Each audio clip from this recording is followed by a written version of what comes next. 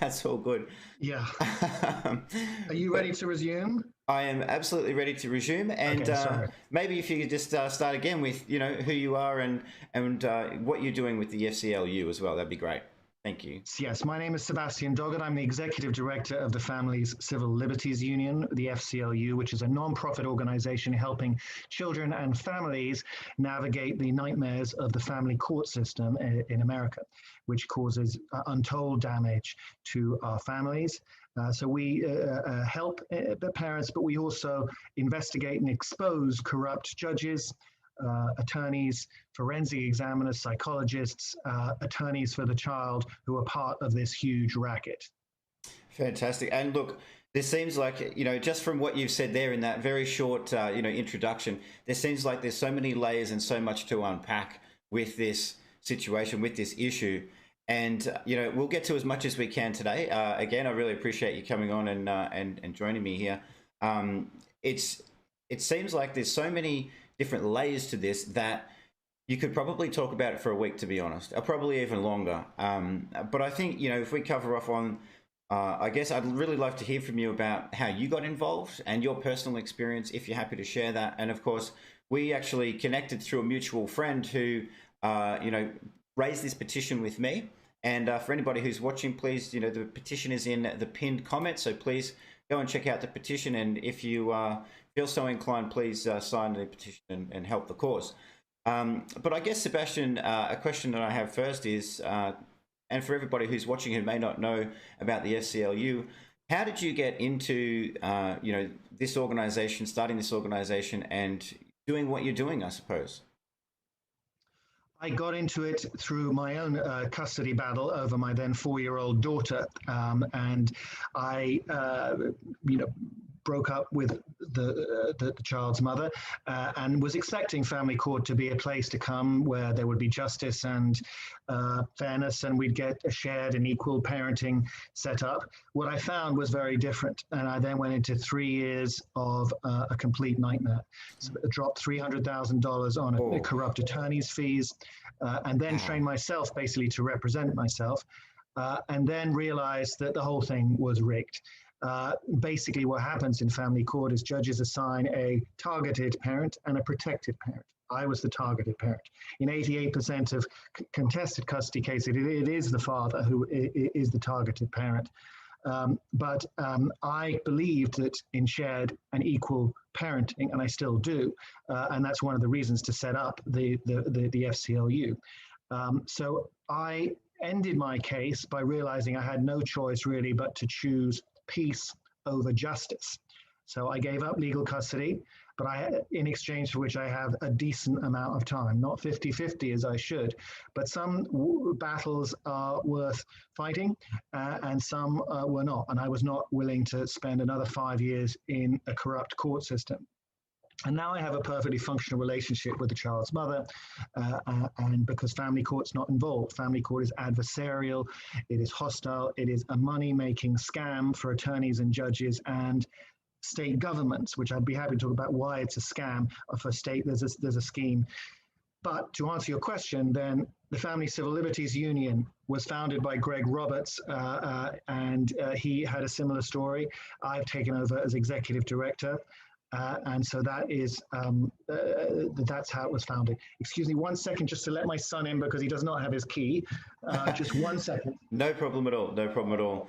Well, guys, I hope you can all hear us now, and that you're enjoying Sebastian so far. It's really important that we cover off on these topics, and there's so many people here. Thank you so much. We've got Emily Cheetah Bandy G, Sean B, Dr. Supers here, Lily Potter, Astrid Visses, The Justice Project, Tao King, hello. Nida 8, K Not, Janie Davis, so many people here. Thank you so much. 68 lovely people watching so far. Thank you very, very much. How did your son go? He got in okay? No problem? I think he's got in okay, yes. He's got his key. Excellent, excellent. Well, I'm glad to hear that your son's there, and that's obviously a good thing. So, yes, I'd absolutely love to get into some more about what makes it, I guess, a scam. You shared your story with us, which is, I'm so sorry that you had to go through that. I mean, that's just horrible to go through. I mean, divorce and separating from a relationship and from a partner is hard enough as it is, let alone having to go through a court system, which you think, and we all sort of think, I guess, in an everyday sense, that the law courts are just, but to find out that they're not, and have to put all of that time, money, emotional effort, and everything else into it, only to really be disappointed. All I can say is I'm sorry, and there's obviously a lot of people who go through this as well. Well, one of the positive things is that I can now help other parents who start Right. on this awful road and help to push them out of the family court into mediation, into collaborative solutions to these kinds of problems, because the family court exacerbates, as you said, every one of the divisions that there might be in a relationship 10 times. And it shouldn't be. America is distinct from other countries in many different ways, and how adversarial it really is. We have what are called attorneys for the child, sometimes also known as guardians ad litem, and they assign lawyers to kids, 3-year-old kids.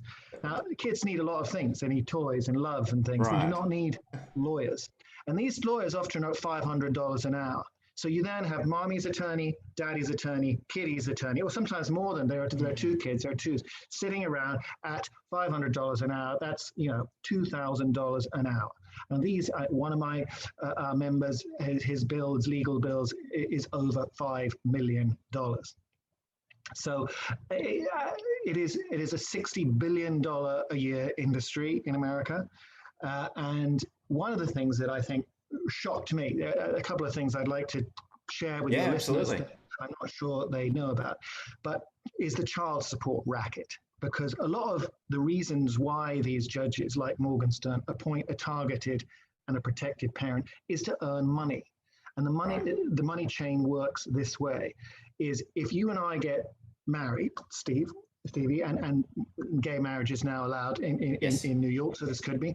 Yep. And you have a kid, and it goes to someone like Morgenstern. The first thing Morgenstern will do is just find out who is the richer parent. Let's say you're the richer parent, and I have to pay you $1,000 a week. Okay. Yep. Now that $1,000 a week that I have to pay you then becomes eligible for what are called Title 4D funds, by which the federal government pays the state government matching funds. So the feds will pay the New York state government $1,000 to do with as they like.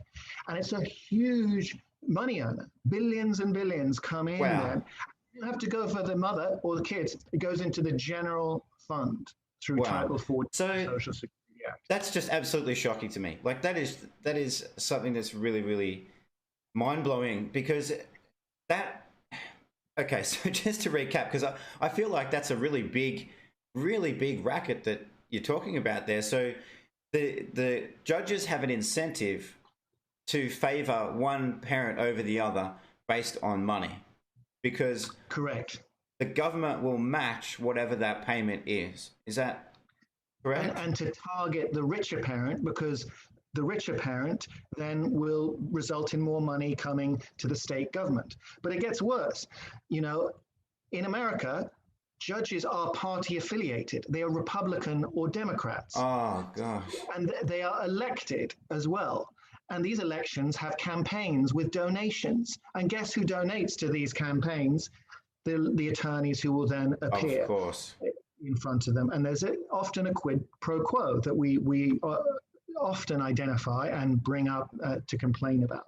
So it's a complete appearance, not just an appearance of impropriety, it is institutionalized. Just as with the money, the Title 4D scheme incentivizes judges to tear families apart.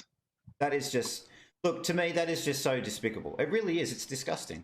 It's disgusting that would happen. And, and I don't live in the US, of course, but for a country that prides itself on, talking about family and talking about all of those things, and, how progressive the values are, I would say, that doesn't seem very progressive to me. In fact, it seems extremely counterproductive to people having a good life overall, whether it be the parents, so mum and dad, whoever it may be. But also, what I feel is really, really so sad in this is the children. I mean, you talked about the children sometimes being assigned an attorney, which to me, let's just be honest, it's ridiculous. It's ridiculous for a child to have an attorney. They don't need one. But for what it does to the children to go through all of these court processes and see their parents in court and have all these things brought up and raised. And I mean, you know, you talked about your personal experience, and, you know, there's obviously lots of other people who are going through this too. Hence why there's a need for something like the FCLU to help support and try and push people away from the court system overall. But in terms of statistics, just to kind of give a little bit of an overview, I guess, how many, at least in your experience, how many people, and I'm assuming there's men and women who go through this, but how many people have you seen face very, very similar issues and have to reach out to someone like yourself? We get thousands of applications for help, and we have a large membership. But we would like to have a bigger membership and more resources to help people, because, you know, it is such a significant problem. If 22 million American kids are growing up in single parent families, many of them because of the family court and this division, and if those kids then are much more likely to suffer from psychiatric problems, deviant behavior, teenage pregnancy. The statistics are so much greater. And one of the things that we are concerned about are school shootings. And if you look at those figures, 25 out of the 26 last mass school shootings have been by males who have been denied access to their father, almost always the father.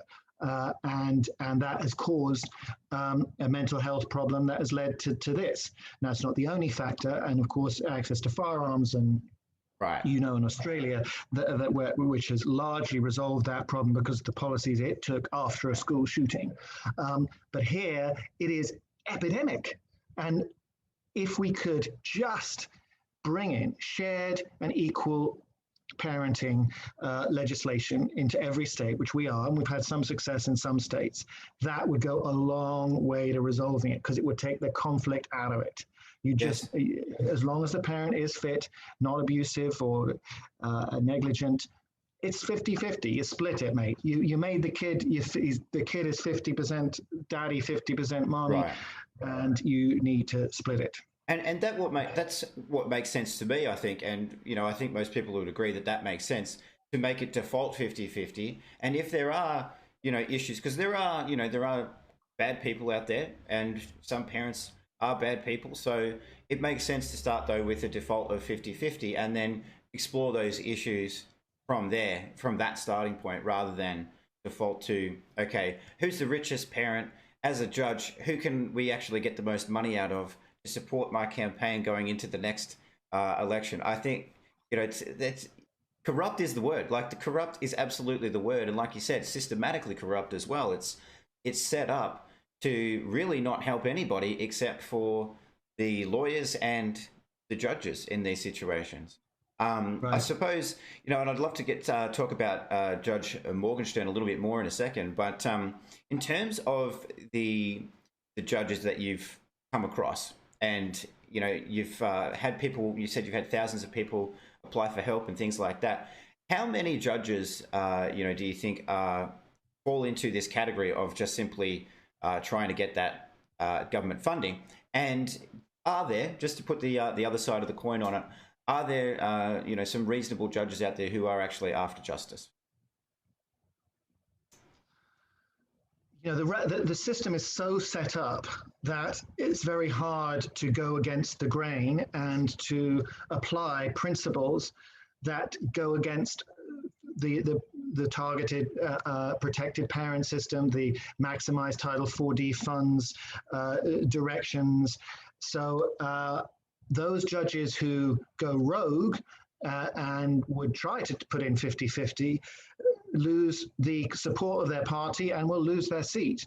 Right. I cannot think of one ethical family court judge. Wow. Let's take an example. I was heartened in the recent Angelina Jolie Brad Pitt decision, because the judge ordered after a very long hearing that the kids should be split. And Angelina Jolie freaked out about that, and Brad Pitt was happy. But that's what it should be. But this judge was a private judge, was not state provided, and therefore had freedom to make what any reasonable person would conclude. Right. So no, it is the judges range in terms in a cesspool of corruption. There are some really low at the bottom, like Esther Morgenstern, and then there are others who pay lip service to the system and take their $250,000 a year and try to do a little bit to help families. But I am afraid I can give gold stars to absolutely no judge. Oh. Well, that's so sad, and for it to be an institution that so many people turn to is really, really sad, and it sets everybody up to fail. And then you add on to that all those issues you mentioned earlier about mental health and the children growing up with mental health issues and things like that. You add all of those things onto it, and it's a system that just keeps perpetuating all of this negativity going forward, and there's no positivity at all with it by the sounds of it. And I think that's why it's really important to have organizations like this one, like FCLU. So I mean, I guess, for me, thank you for doing something, because it's really important, and a lot of people just feel like they have nowhere to turn. They have no avenue of of taking a positive road with it, or taking a more positive road at least. And when you add all of that money onto it, I imagine that when you're going through a divorce proceeding like that, and you add all of that monetary strain onto it, it only exacerbates everything tenfold and makes everything a whole lot more stressful for everybody involved. It's hard to overestimate the impact that a divorce and custody proceeding can have on an individual if you haven't gone through it yourself. And the experience, add to that, the family court experience. A lot of people, including our mutual friend, suffer from what is an equivalent of PTSD called LAS, legal abuse syndrome. And it's now increasingly recognized by psychiatrists, because the stress of being in a courtroom like that, having people tear into your life, having psychologists appointed by the judges, having forensic examiners interview your friends and family, and all of these accusations, which always get ramped up by the attorneys who are looking for a fight and looking to increase their billable hours. The impact on your heart and your soul and your mind is immense. And we've had numerous suicides of members, and some murder suicides. There was a woman under Judge Sattler who was pissed off that an awful judge who failed to see what was happening, but she took her 4-year-old kid to the top of Chelsea Hotel and leapt off with the kid, killing both of them. Oh my gosh. And while she was primarily responsible for that awful act, an accomplice to that murder was Judge Sattler for failing to anticipate, failing to take warnings. And there are numerous stories of deaths at the hands of family court judges who have blood on their robes. Wow, that's just disgusting. Like that, I mean, that is, it doesn't get much sadder than that when a child, a child's life is ended that way, and in such a despicable manner. I mean, and like you said, these people don't get looked at in terms of the judges and the legal system. They get looked at as accomplices, which they really should, to be honest, with the amount of stress that they place on people. I just wanted to get accountability for them. Well, that's the problem. You think there should be an oversight organization, but each one of the oversight organizations are foxes guarding the hen house. They are other judges on the judges Commission on Judicial Conduct in New York. Is made up of other judges who play poker with the various judges they're supposed to be investigating. Same with the attorney grievance committees. Yeah, and I imagine they did the same thing. Those judges who are on the oversight committees did the same thing throughout their career as well, getting in, on their way to being a part of that oversight committee. So they're all just the same people, or the same types of people with the same types of motivations. I just wanted to get to a couple of comments that people sent through. So Diamond Knight 76, thank you for $2. Said hello Stevie, and hello to Sebastian with a love heart. So thank you, Diamond Knight, for sending that through. And Meg Wheeler as well sent through $5 and said, hey Stevie, hey and Sebastian, this judge is horrible, but unfortunately, this won't be the last. Yes, well, I guess that's the great work that that Sebastian's doing, and the FCLU, to try and take these cases away from the courts, and at least mediate divorce in a more amicable way that's not quite as stressful, and certainly doesn't involve all of the money. So Sebastian, we talked about our mutual friend, and we won't mention him by name, but the petition that I have put in the pinned comment there. So people, if you want to go over, please check out the pinned comment there, check out the petition, and please sign it if you could, and support a really good cause here. But so Judge Morgenstern, and when it relates to our mutual friend, so I was reading through the petition, and one of the things that really struck me was the lack of care, but also the extortion within the corruption. So there was a comment in there about mold being in a house, and the judge came out, and if I'm correct me if I'm wrong, said, we won't order her to remove, this is the mum, we won't order the mum to remove the mold, which is dangerous for the children in the home, until, as the father, you pay X amount of money. So essentially saying, blackmailing the father to say, pay up or we won't get rid of the mold, which is a safety issue for the children. I mean, please elaborate and, correct me where I'm wrong there, but it's just such a sad, sad state of affairs. Well, you're referring to a decision that Judge Esther Morgenstern made on February the 10th, 2020. And it's one of the reasons she's terrified of scrutiny. I mean, what happened there was a father of two kids had asked her to enforce an order she had made a year before to clean up mold in the mother's apartment, and that was endangering the children's health. But when the mother ignored that order, Morgenstern refused to enforce it, and instead ordered the father to pay the mother child support. The dad responded that he just made a $4,000 payment and again asked her to protect those kids. Yeah. Morgenstern replied, write her a check and she'll have the mold inspection adjourned. So that was the story there. 1 second. Sorry, That's okay. No worries. Oh, geez. It's absolutely, this is so insightful, guys. I hope you're enjoying it. I mean, it's very, very sad, but I hope you're getting a lot out of it while you're watching. And Sebastian's, sharing so much knowledge with us. I hope, I hope you're able to get over there, sign that petition, and help the cause. Even go and check out the website, which I will put a link in for as well. But sorry, Sebastian, you all good? Yeah, I'm good. And just the extortion thing you're talking about, that's one story. But another order she signed was stated that the father shall pay $2,000 in child support arrears by a certain day, and if not, visits are suspended. So what she's doing here is indeed extortion, because what she's saying is that if the dad doesn't pay the child support, he gets no parenting time. But this is illegal.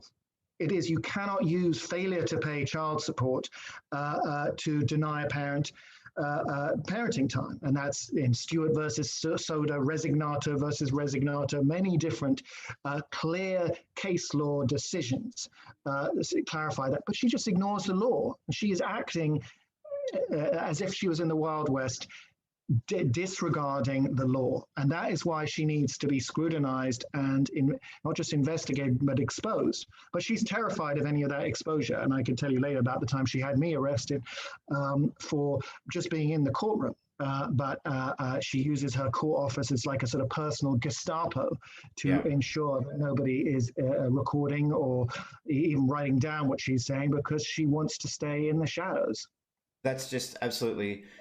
It's crazy to me to think that, and it's not that I don't believe it, because I certainly do. I've over the last 12 months, I'm not sure if you've seen any of the Johnny Depp and Amber Heard case, but I've been covering that predominantly, and talking a lot about corrupt legal systems, particularly in the UK, for that case in particular. But it doesn't surprise me to see corrupt legal systems, but to this extent, I wasn't quite understanding of the depth and how many layers there are to it, and the fact that it really is set up as a cycle of corruption. And so with what I've been really trying to do as well is, whether it be the Johnny Depp case, and you mentioned Brad Pitt and Angelina Jolie, and so one of the things that I think, and it's not good for anybody to go through anything like this, but one of the things that I think the Johnny Depp case really has highlighted for me is that there's actually a whole lot of people, everyday people, whether it be,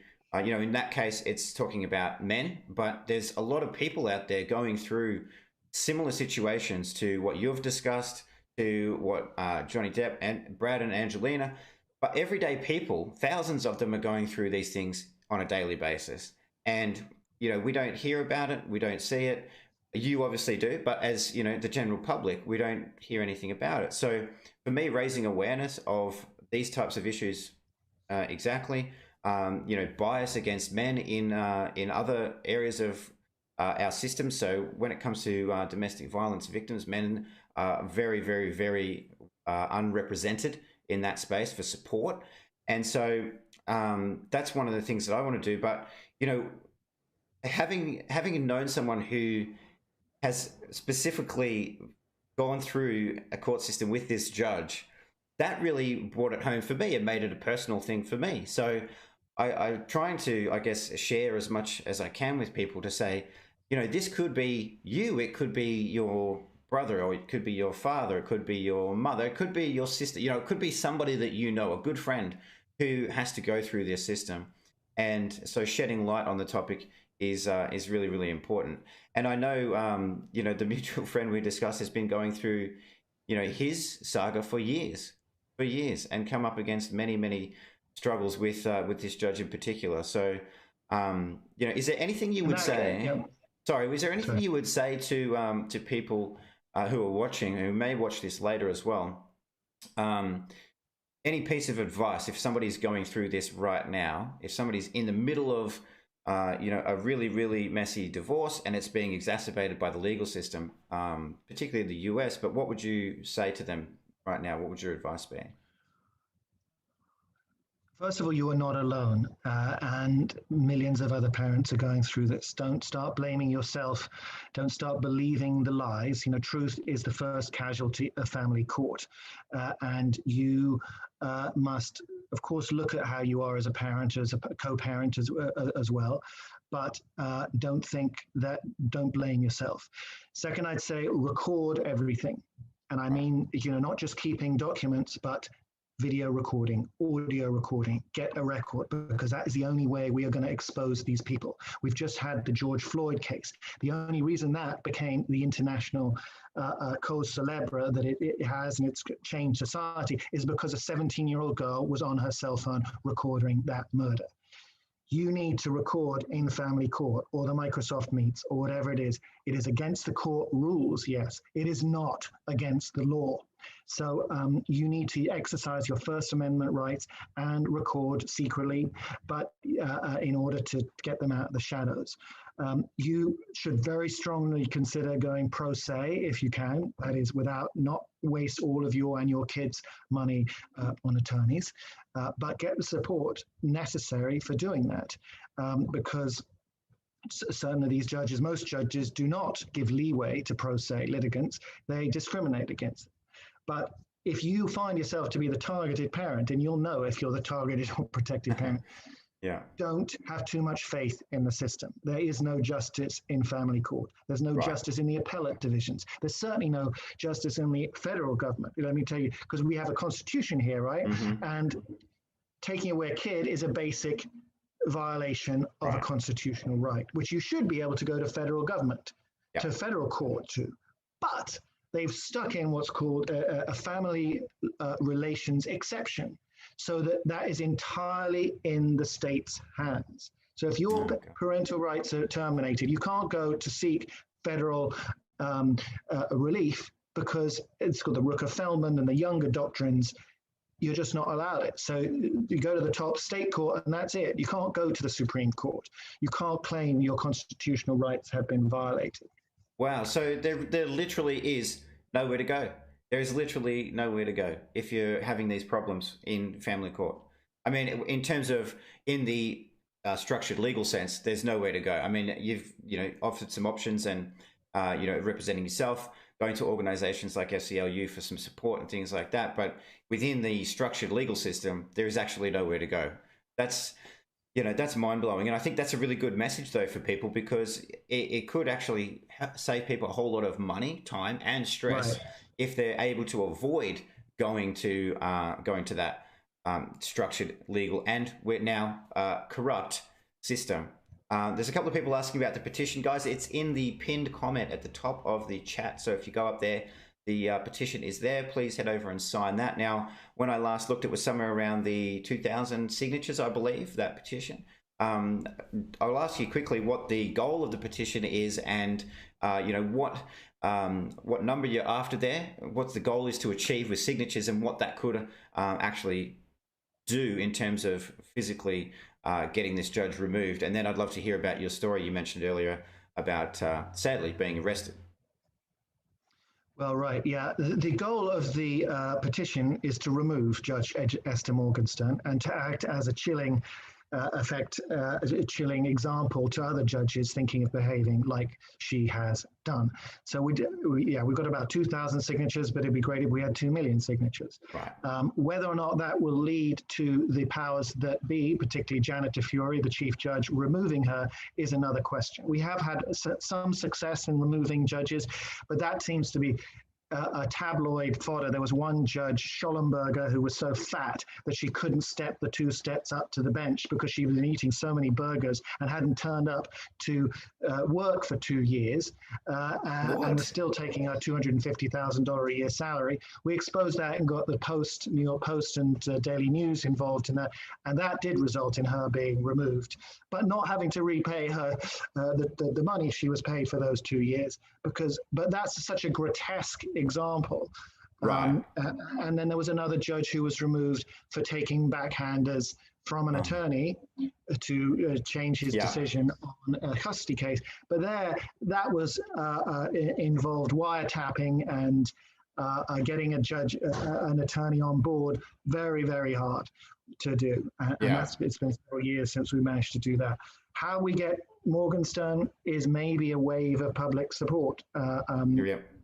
But we want to take the example of Black Lives Matter, changed a certain amount of thinking about the immunity of the police. Right. And we have now got, cameras, but we need cameras on the cops. Now we need cameras in the courts. Right. And we need accountability for judges. Let me explain why the judges are not accountable. In 1975, Judge Stump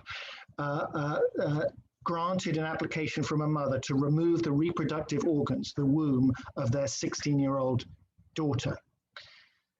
There was no basis for law, but he granted it, and she had her basically the womb removed. Oh my gosh. The mother then sues a few years later and says you had no basis in law to do this. And it went all the way up to the Supreme Court. And the argument of Judge Stump was that I have immunity for anything I do. I can do what I like. I cannot be sued. That is crazy. In a 5-4 decision, the Supreme Court ruled in favor of the judge.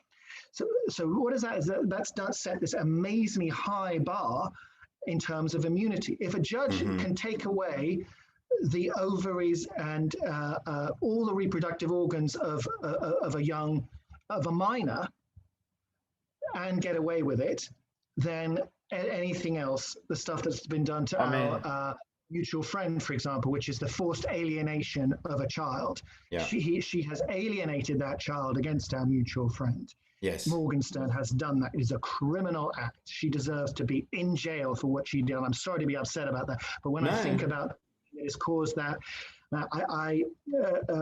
revenge is a dish best eaten cold. So I'm being cold about it. And petitions are a cold way of getting justice. But Morgenstern deserves to be in jail.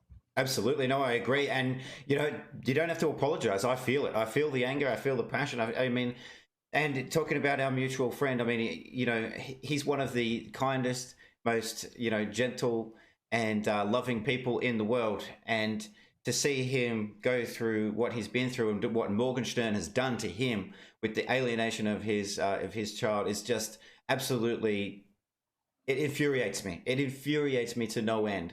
Hence why, I wanted to have this discussion with you. I mean, and it's great to meet you and to have this discussion. And I wanted to talk about this case in general and this, disgusting judge and corrupt law system in general, because, you know, and I mentioned before, making that connection between people. It could be somebody you know, it could be anybody that this could happen to. And so someone like him, who is such a kind, loving person and would never do the things that were accused of him, and the judge alienating his child, it makes me so furious, because, you know, I feel like not only is he missing out, but his son is really missing out on what a great person his father is. And he's missing out on that emotional connection and having that relationship. And, you know, I feel like that will come around eventually, you know, in years to come, that that alienation will hopefully dissipate a little bit once his child matures and is able to understand a little bit more about what really has been going on. But for right now, you know, there's a lot of years being missed, and it's very sad. And you mentioned, so, you know, it's all just so disgusting to me, all of these judges who are so corrupt in this system. But you mentioned earlier that you were actually arrested. How did that happen? So we're making a series of films called Unfit to Sit, spotlight on, and then we're going to focus on individual judges. And one of those individuals is Judge Morgenstern. So there will be a film coming out in the future. I'd asked her for an interview. She then denied the interview. And when I went to observe a court hearing, she saw me, she knows it, and she ordered one of her court officers, who act like a Gestapo for her, to remove me from the courtroom and then accuse me of recording and have me arrested unless I handed over my phone. Now, you can't, by law, remove a phone and without due cause. I hadn't actually been recording at that point, but I refused to hand over the phone. They then took the phone, but I refused to open it, and then they put me in handcuffs and took me to a holding cell, where I said who I was, and what they then did under Morgenstern's direction was say, if you do not open the phone so that we can check what you're recording, you will go to Rikers Island for the weekend. Rikers Island is one of the most notorious jails, and I actually had my kids that weekend, so that was another reason I didn't want to be sitting in a fetid torture chamber. And so I agreed. There was one cop there who looked vaguely decent, and I agreed to open it as long as he was the person to look through. And we went through it, and there was nothing there. And I said, but the guy, Perotto, Sergeant Perotto, who had accused me of, he said, I saw the man recording. I saw him do it. He was definitely doing it. And I said to the captain, if it's not there, then he has made a false allegation and you need to take action. So when it wasn't there, they just said, you need to get out of here, get out of here. And then they made one of them said to me, I can't remember, go back to where you came from. I guess because I have an English accent. Yes. And so there was a go back to your own country, Sergeant Cooney said. And anyway, I made a complaint on numerous grounds here for wrongful arrest. I was arrested. You know, it was the first time I've had handcuffs put on me involuntarily. Well, hey, each to their own. Whatever you do, exactly. Consensual and voluntary, up to you. And false accusations against Sergeant Cooney. Was anything done about it? Was it, Al? Nothing. And I was going to sue, but then all of the Black Lives Matter stuff happened, and many more people with far worse stories of police abuse happened. But these court officers do not have body cams on them. There are no cameras, so they can act like thugs, and they do. So that was my experience getting arrested by Morgenstern, seeking to intimidate me. Actually sought to intimidate our mutual friend, for example, by telling him, by making him feel that we can't even mention his name. Yeah, exactly. And look, that's really, really sad. Mate, I'm so sorry that happened to you. Like that's just ridiculous. And to be just being a law-abiding citizen, essentially, and trying to do good in the world, really, trying to do the right thing.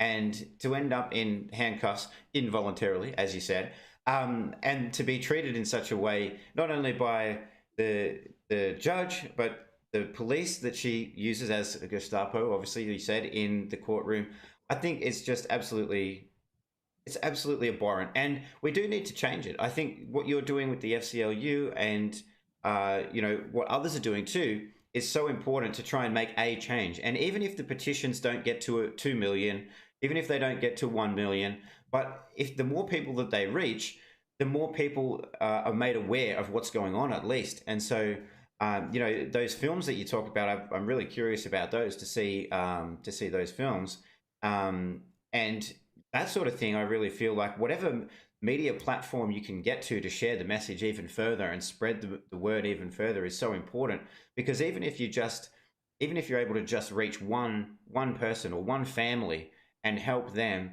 to end up in a more amicable situation, like what you mentioned you're in now after all of that, but where you are now is so important, because you could have stopped all of those or prevented those mental health issues, some of those mental health issues along the way.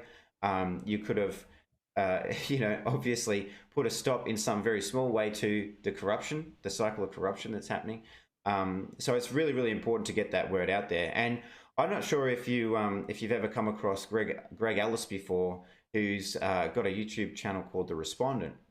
Greg Ellis was one of the actors in Pirates of the Caribbean with Johnny Depp, and he's got a channel sort of devoted to very, very similar things. He talks about family law being corrupt, and how it's all a big mafia ring, and how it can be brought down. And so he's doing things like starting to lobby politicians and lobby all of those different places to try and make a change. So it would be good, after this, I'll see if I can, link the two of you up, because you're essentially doing the same work in opposite sides of the country. So he's in LA. So it would be really, really valuable, I think, for the two of you guys to link up, because again, the more that we join forces, the more that we spread the word on all of this stuff, I think we have the opportunity to help people. So, and that's really what it's about. And we have a website at FCLU.org. We are at the moment an entirely volunteer-run organization, a nonprofit, but we do need donations to help us pay overheads and pay for films and all those kind of things. So any donations are deeply welcome. You can find it at FCLU.org, the donate button. That helps us, because it's difficult to run a volunteer-only organization. Absolutely. I'll just pop the website up on the screen there. On the YouTube stream for everybody. So that's it there, everyone. FCLU, you can see, it says, do not let the family court defraud you. So that's what we've been talking about today. Head over to the website, take a look. People are very generous in donating, but, if you can, then absolutely support. If you can't, that's fine as well. Just sharing these things, sharing the petition as well, make people aware of it. So this is the petition here. If you haven't seen this yet, this is the petition against Judge Morgenstern. So head over there. It's in the pinned comment of the chat. And please sign that petition. That doesn't cost a thing. All that does is take 2 seconds of your time, click the link, click the petition, and support what is really a good cause. Because, as everything you've described so far, it's really doing a lot of damage, not just to individuals, but to society, I feel, as a whole, and I mean, you mentioned you've got a British accent before, and I shouldn't laugh because those police were using that against you as a bit of an insult, but have you got any experience from, what might be different in the UK to the US, or, were you fortunate enough to not have to go through anything like this in the UK? Well, my kids are both in the US, so I haven't gone through it in the UK, but I'm familiar with numerous cases in the UK. Their system isn't perfect, but it ain't as bad as here in the States. You don't have attorneys for the child, really. You have social workers who do help, and social workers tend to be more collaborative and, frankly, have a better heart, and they're not working for billable hours. They're on a fixed time. So. And in other places like Norway, the cost of divorce is the cost of a postage stamp. So that's a better place. But Right. the UK also doesn't have clear politically appointed elected Right. judges. Yeah. So that's independently appointed. That's another significant difference. It does not jail people or have the same child support system that we have. And the jailing of child support, that is an important point because US is really the only country to jail people for non-payment of child support. And to a huge degree, we're talking 1 in 8 of the 2.2 million Americans currently locked up are there for non-payment of Wow. child support. That is a story that is not properly told. And what's so perverse about it is that what does this serve? You jail a parent who then becomes a felon, can't pay, and then comes out, can't get a job, and goes back into arrears on the child support payments, goes back to jail. Right. But that's fine because a lot of these jails are privately run and receive their money from people who are in there. So you're joking. The cycle continues, and it's not a conspiracy theory here. These are facts. And so, the 1 in 8 people in jail tend to be Black, Latino, poorer families, often where the kids really need a strong 2-parent family. Wow. I'm astonished. That is, so all the way to the prison system is where this flows. Because, and so what I was going to ask you as well is what can the goal of the family court system be other than, from everything you've described, what can it be other than making money? Really, honestly, that's the way I'm seeing this, is that they're not there to help anybody. They're not actually there to help the children. They're not there to help either parent, really. They may have the facade that they want to help, I guess, predominantly the mother, but that's, it's based on the money, the earnings, isn't it? So they look at who and assess who has the most money. And they say, okay, well, we'll get that person to pay as much as possible to the other person so that we can get our government funding to come in here. Okay, now that person can no longer afford to pay that. That's fine. We don't care. Let's put them in jail. Which jail are we going to put them in? Well, where's our favorite jail? Which one's our favorite one? Can we let's put them over in that one, and we'll get a nice little kickback from that as well. I mean, it's absolute lunacy to me. It is lunacy, and I just can't believe. One other little addition to that quickly. Yeah. Another money-making part of this is the foster care system. So let's say the judge has terminated parental rights and is then going to send those kids to foster care homes. There, too, there's huge amounts of corruption. Look at the film Kids for Cash, involving one judge who sent thousands and thousands of kids to this one foster care home, a terrible place where all kinds of abuses were taking place. Gosh. And he had financial interests in the foster care home. He was enriching himself by sending these kids away from their parents and into the foster care system. Again, the failure to separate that by the system is profoundly toxic, profoundly corrupt. Absolutely crazy, absolutely insane to me. Honestly, I look at it and it's like, all these things that you're describing, they make sense in terms of that these things happen and these are the motivations, but I'm also just so saddened by it all. It's so sad that our society is in a place where these judges, which are human beings, even though they don't really seem like it, but they are human beings, but they're so motivated by money, by power, by all of these things that really, in terms of somebody's life, don't actually matter that much. At the end of the day, it's all stuff, what they're getting. But there's such a lack of humanity in this legal system that it really astounds me. It really, really astounds me, and it really is sad. So I hope that we can, by doing this, having this conversation, everything that you're doing, we can, spread the word some more. I think connecting the East Coast and West Coast with Greg Ellis, the guy I mentioned before. I think the more people who are working towards the same goal, I think, gives us all a bigger voice, and that's really what it's about. Because the one thing that seems to have some influence these days, and you would hope that it's just truth and facts and evidence and those sorts of things, but one thing that has real influence is social media and public opinion. So those things are really important. And if we can change the message to one of being positive and actual justice, achieving actual justice, getting rid of some of these judges, getting some real oversight in there, I think is really important. So, I guess for me, it's been really, really interesting having a chat with you today. I've really, really enjoyed our conversation and hearing so much more in depth about what's going on for you personally, and also for the organisation. So, thank you so much for joining me. Is there anything that you would like to add before we finish up for the day? We do have, I agree, social media is very, very important to enact change. And we do have a Facebook page, a Twitter, a TikTok, a YouTube channel, all of which are up on the website if anyone's interested in joining that. But I think, you talked about power and these individuals. But one of the things they all do, one last point, is that they always justify, no, I'm making this decision in the best interests of the child.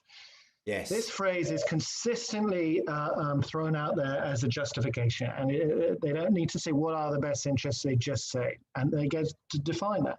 Interestingly, the best interest of the child, the first time that phrase was used was in 1936 by Heinrich Himmler to justify the scheme that removed a lot of children, Jewish children, from their families. Now, often you've lost an argument if you start comparing a racket to Nazi Germany, and I'm not specifically saying that, I'm just pointing out that that phrase is meaningless and itself tainted, and judges should try harder to justify their actions rather than just come back to that sick mantra. Yeah, absolutely agree. And a good point to finish on, because just saying words, if they're not backed up by action, is really meaningless, isn't it? So if the judges are saying in the best interest of the child, really what they mean is in the best interest of me and the court system and what I get out of it. And so if it's not backed up by actions in a positive sense, then it's meaningless, absolutely meaningless. Well, I'm just going to head over to the chat and see what a few people are saying over on the live chat, and then we'll finish up for the day. But we have got lots of people here spreading support and saying thank you for everything you're doing. Emily Cheatham says, I was eventually let go with no further action as there wasn't enough evidence, but they had taken my pic, fingerprints, DNA. I'm sorry, that must be from a previous discussion. But Carla says the justice system should change, and all corrupt people, like some policemen, judges, and so on, should be substituted and fired. Yeah, I agree with that. I mean, it's everything that we've talked about is so. It just makes you say, well, let's get rid of them. We've got to get rid of them. Deborah Melandi says, got to go, everyone. Have a great day. Well, I'll see you later. And she says, Sebastian, have a great day. So some kind words there for you, my friend, which is very nice. Rachel says, this is a very good and informative stream. Thank you very much. And Meg also says, thank you very much, Stevie and Sebastian, for this stream. Very informative. So, basically, I think everybody's been a little bit surprised, just like me, with some of the things that you've said. Most of the people probably watching my audience are very aware of corrupt court systems in terms of the Johnny Depp case in the UK. But in terms of family court specifically, I think it's just to hear just how many layers there are to this corruption is astounding, honestly. It really is. But thank you very much, Sebastian. Thank you for your time. And everybody, if you haven't signed the petition, it's up in the pinned comment up there. Head over and check out the website, which is FCLU and .org it is. And if you go over there, like Sebastian mentioned, all the social links are there for Twitter, Facebook, and all of that. Please, feel free to join up and show some support. But until next time, have a fantastic day, Sebastian. And thank you, Stevie. Everybody, it's a pleasure to speak to you. You as well, mate. It's been really, really interesting. And everybody else out there, have a fantastic day as well. We'll see you next time.